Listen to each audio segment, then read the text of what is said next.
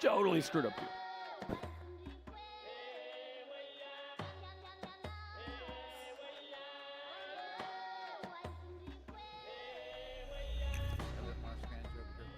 What? I didn't want to strand you over here by yourself, so I decided not to sound that Okay, so let's get this panel started. So as you may know, 10 years ago, people didn't actually work as social media managers or data miners per se. But now those jobs do exist for sure.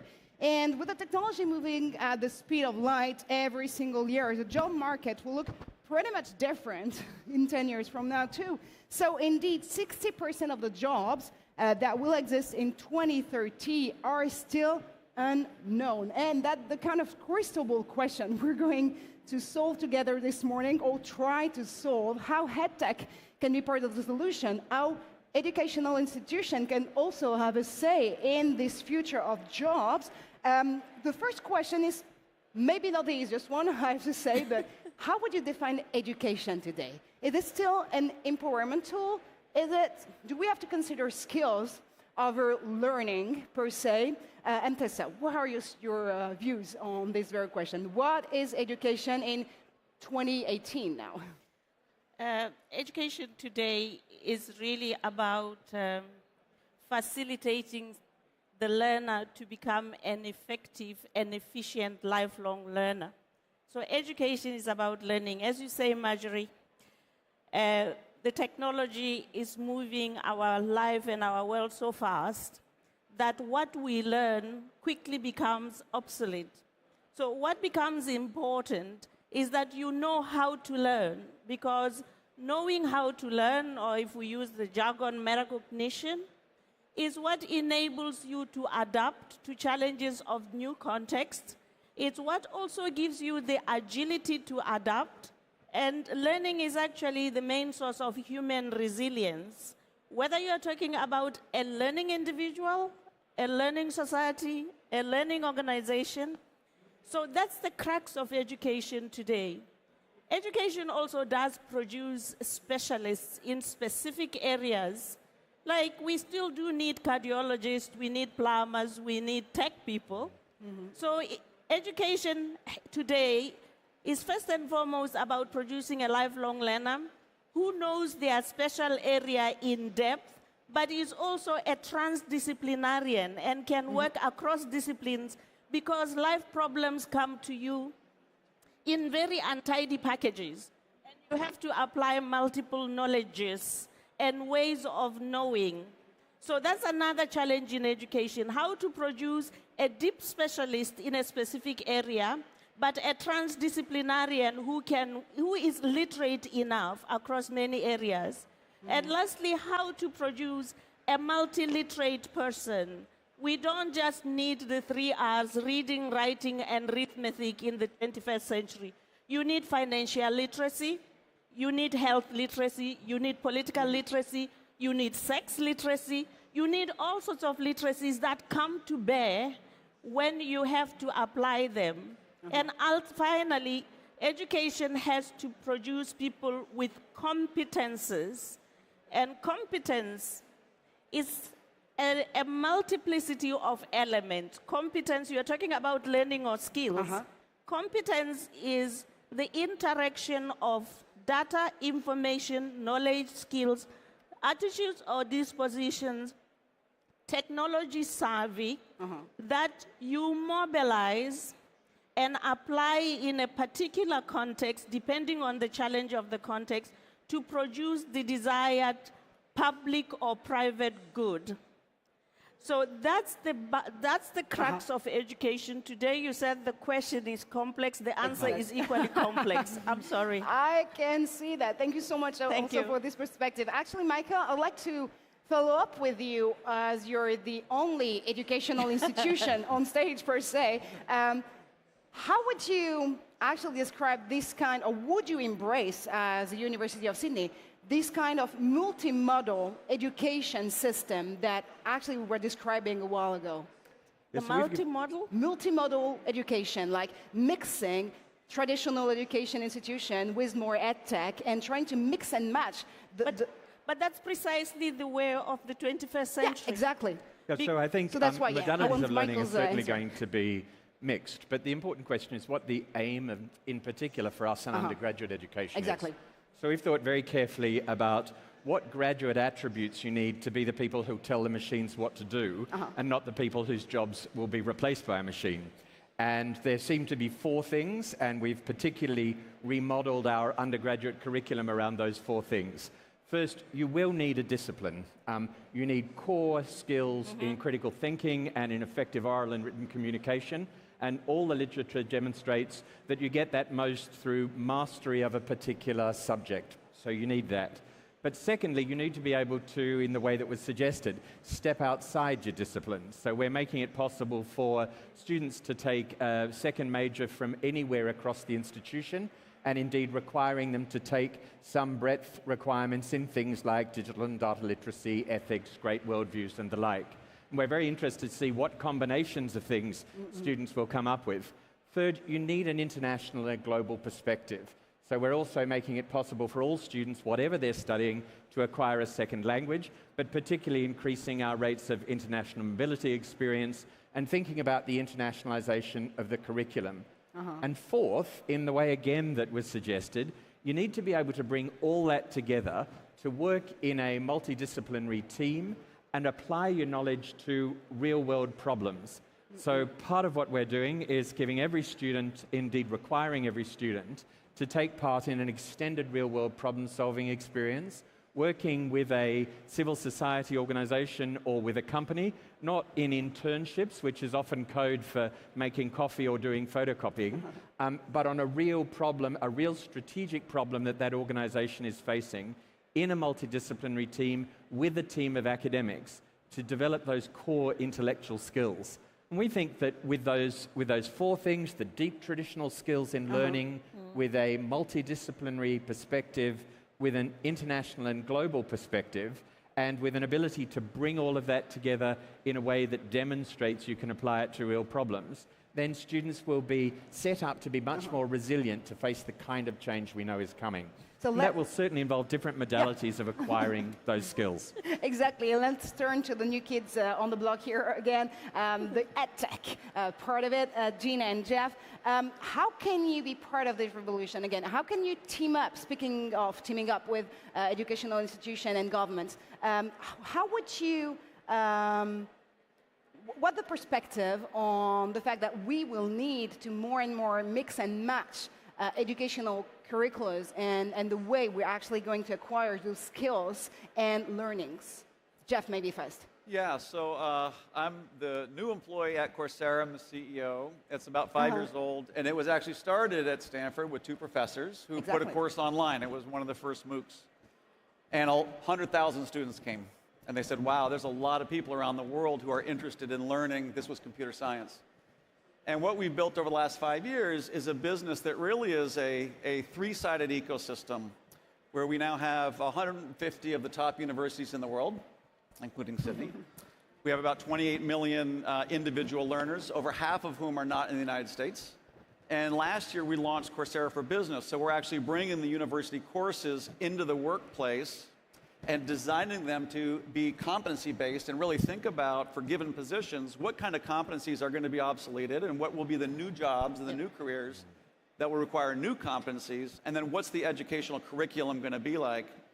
And what's important is that we're actually bringing together the universities and the enterprises. So we have university content that is the more foundational, more enduring knowledge that's less likely to be obsolete, and we're mixing with that industry content that's much more timely, much more applied. And now this is for adults, so I think there's a different equation in the younger ages, and maybe Gina will talk a little bit about that.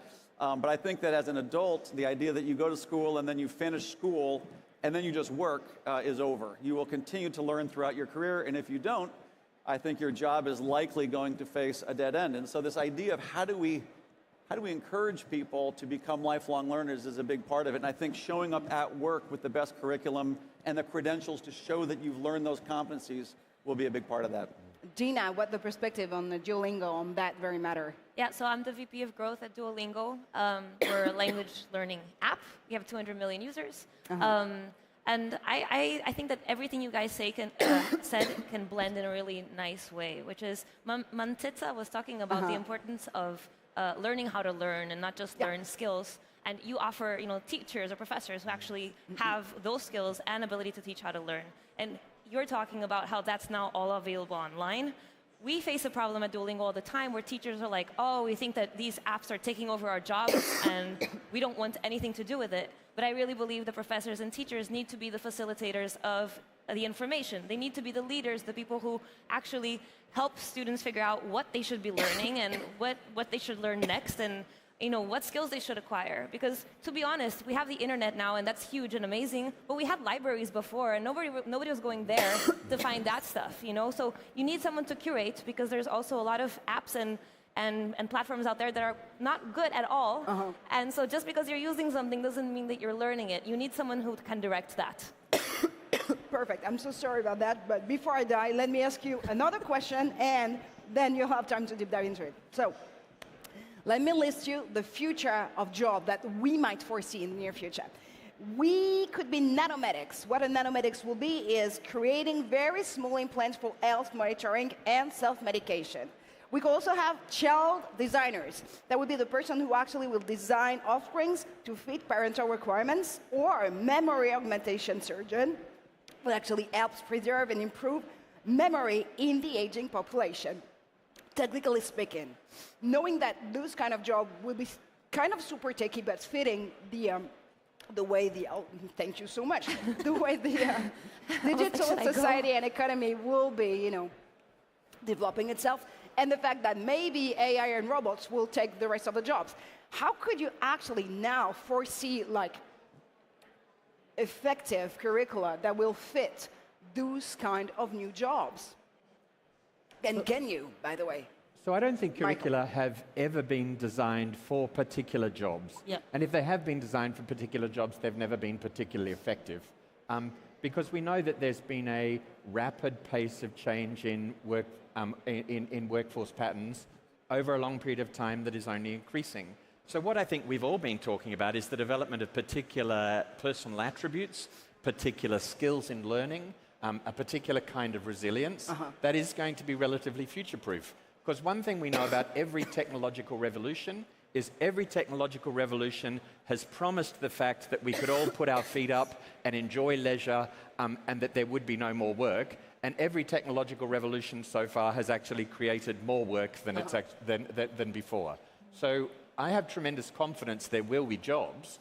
What we need to do is prepare people with the range of skills that they have to adapt to whatever those jobs might be. And that will involve retraining in the workplace, for example. Right. Exactly. Do we have actually to think more out of the box and consider that we need a toolbox where we're going to pick up skills like entrepreneurial skills, for instance, like creativity skills, and then make those skills our own so that we can benefit and make the most of the future? Gina and Jeff. Yeah, so HEC is one of the top business schools in the world. We just launched a master's degree in innovation and entrepreneurship. I mean, just exactly what you're saying. I think the point that individuals have to be agile, kind of learning how to learn and being continuous learners is really important. But the educational system also needs to be really agile. And I think a lot of what that agility will come from is mixing modes, of course, but also blending together the more enduring knowledge with the more rapidly changing knowledge. We don't know what it's going to look like. And so what we need to do is build individuals who continually can learn and grow, and build institutional structures for education that can continually adapt as the world changes in ways that we just can't foresee today. Mmantsetsa. Gina and Mmantsetsa, I mean, please, either of you jump in the conversation. I was going to say that, sorry, I lost my train of thought.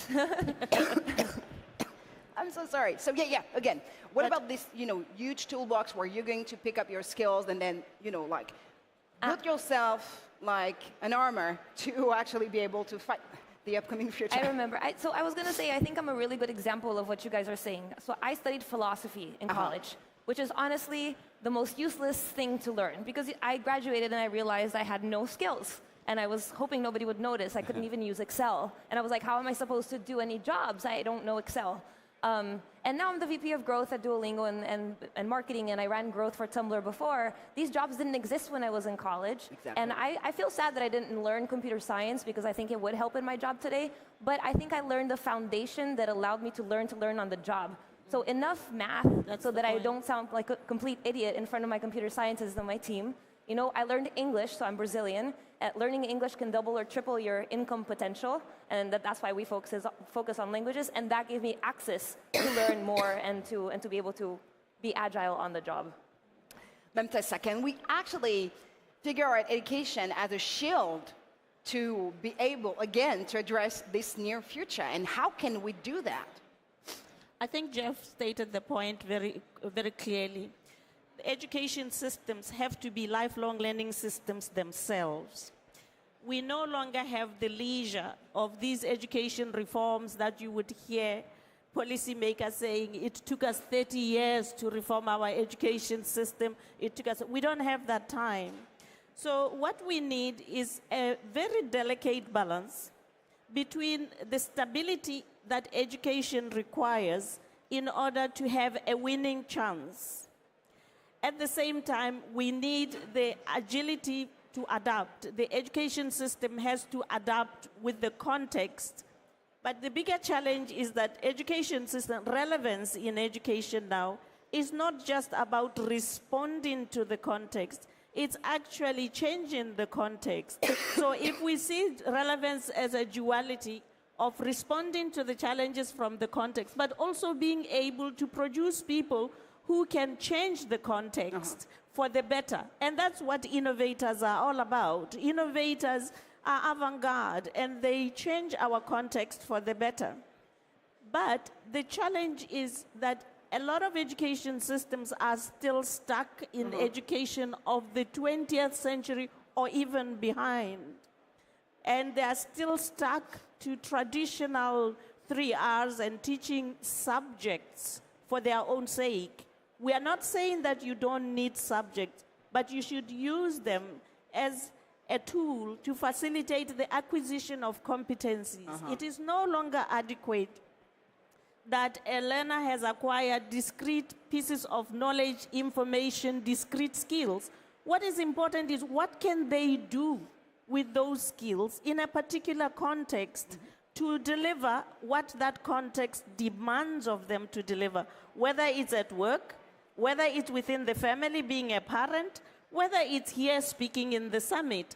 And the point she was making is that if we look at then what should the education of the future be, I would say that the education of the future should really distinguish what we could call perennial competencies, which are the stabilizers, knowing how to learn, being a self-benefiting agent, that you are not passive and waiting for things to happen to you, but you act on the context to produce your desired result. But we also need someone who is able to interact with others, to work as teams, because when we talk about transdisciplinarian or multidisciplinarian, we talk about multi-skills. This requires teamwork, and it requires using other people's competencies to augment yours. It requires integrated solutions to problems that face us, and integrated solutions to create a new world that we want. But we also need someone who can interact with and in the world, someone who can be local and global, that can straddle a long stretch of contexts and be able to adapt as the context demands. We need somebody with solid knowledge of some disciplines, and we need, as we said, a multiliterate. To me, these 7 core competencies will be required forever. We will never argue whether we need someone who knows how to learn. We will never argue if we need someone who knows how to interact with others to bear desired public good. We'll never argue that we don't need someone who is local and global and everything in between. But then there is the other part of the less stable, not in a negative way, elements of competences that people have to acquire. If we talk about creativity, for instance, or problem solving, the problem solving is not a generic skill. It is a very specific skill, and it can be domain specific. If you have conflict as a problem, and you called a rabbi, somebody who is specialized in religion, you call a physicist, somebody who is a scientist, you call a mathematician, you call an artist, and say, here is a problem, we want peace. We don't want this conflict. Can you come together to solve this problem? Mmantsetsa, Each one of them is going to, yes. Can I add to something you just said? Yes. You know, it's true. Nobody's going to question whether you should learn how to learn and and whether you should learn how to interact with other people. However, the way in which we're doing that is changing completely. And so now I work with people who don't interact with other people. So but there are false dualities there. And I think one of the false dualities that is potentially set up by this panel, but is not, is between learning in the virtual environment and learning in the physical environment. We will always be located and embodied people. And there are experiences that you can have in the physical company of other learners and in institutions that provide networks and access to social capital and all of the rest of it that you can't have in the virtual world. On the other hand, the virtual world offers all sorts of opportunities in terms of access, in terms of flexibility of learning, and really smart online providers and really smart, as it were, embodied or physically located providers are going to be thinking much more effectively about how they work together, about who does the curating, and how at different stage in the learner's journey you make advantage of those positive attributes of each system. And that's why, you know, we're pleased to work with organizations like Coursera. So it's not either or. It really is that I don't think we should go so far as to say that, as he's saying, that yes, we need to know how to learn, but how to learn today is different from then. It'll always be different, but what we need is for someone to be able to use multiple resources and multimedia to learn and to apply them as required. And especially, so my youngest daughter is 20. She just started at Duke. She's a huge Duolingo fan. So she grew up in high school taking online courses, and she goes to Duke, and she's like, Dad, I like being a Duke, but I wish I could take some of these classes online. I think the future is going to be a hybrid, it's integrated, not the least of which is because learners are going to demand that. So I am a student as well as university president at my institution. I'm learning Korean and I speak Chinese, and let me tell you, Korean is 10 times harder than Chinese. And one of the possibilities in language learning, for example, is to keep the activity going all through the week at times when you're not in a face-to-face class. There's a point to having a face-to-face class, but the opportunity to continually practice that online resources give, it's just amazing. So it's these blended learning opportunities that are really going to be exciting. I guess that's all we have time for. Time flies by so quickly on this stage. Thank you so much, though, for the discussion and the little challenge at the end of it. I get that teaming up and staying agile and aware of what this future can be for us will be definitely the main takeaways of this panel. Thank you so much for your perspective. Thank you so much for attending this panel. Sorry for the call. Thank you.